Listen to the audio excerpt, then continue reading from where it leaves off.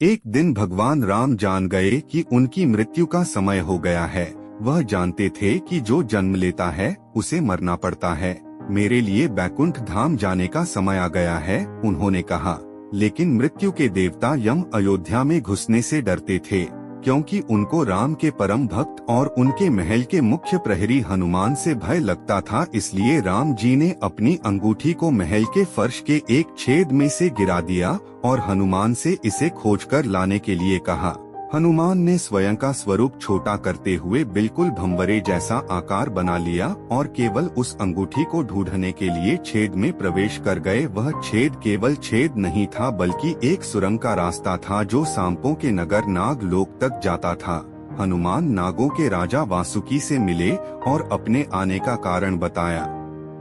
वासुकी हनुमान को नागलोक के मध्य में ले गए, जहां अंगूठियों का पहाड़ जैसा ढेर लगा हुआ था। यहाँ आपको राम की अंगूठी अवश्य ही मिल जाएगी, वासुकी ने कहा। हनुमान सोच में पड़ गए कि वो कैसे उसे ढूंढ पाएंगे, क्योंकि ये तो भूसे में सुई ढूंढने जैसा। हनुमान जी को अयोध्या में अनुपस्थित देख यमराज ने एक साधु का रूप लिया और राम के नगर पहुँच गए। वो राम के महल पहुँचे और उनसे मिलने का वक्त तय किया। फिर वो श्री राम से मिले और उन्होंने उनके बीच होने वाली बातों को सबसे छुपाकर रखने की शर्त रखी। साथ ही यह भी कहा कि अगर हम दोनों की बातों के बीच कोई भी आएगा तो दरवाजे पर खड़े द्वार रक्षक को मृत्युदंड दिया जाएगा। श्री राम ने साधु रूप धारण किए यमराज की बात मान ली और हनुमान जी के न रहने के कारण राम ने भाई लक्ष्मण को द्वारपाल बना दिया।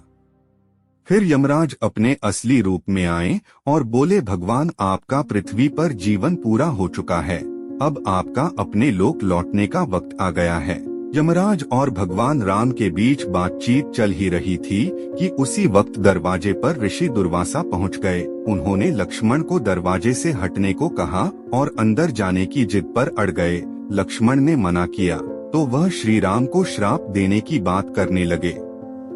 लक्ष्मण काफी परेशान हो गए।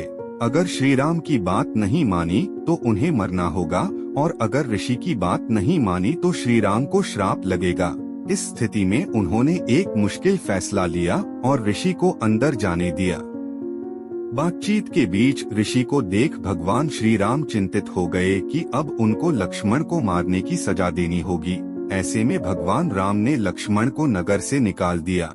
लक्ष्मण ने अपने भाई के वादे को निभाने के लिए सरयू नदी में जाकर जल समाधि ले ली। लक्ष्मण के बारे में जानने के बाद राम बहुत दुखी हुए।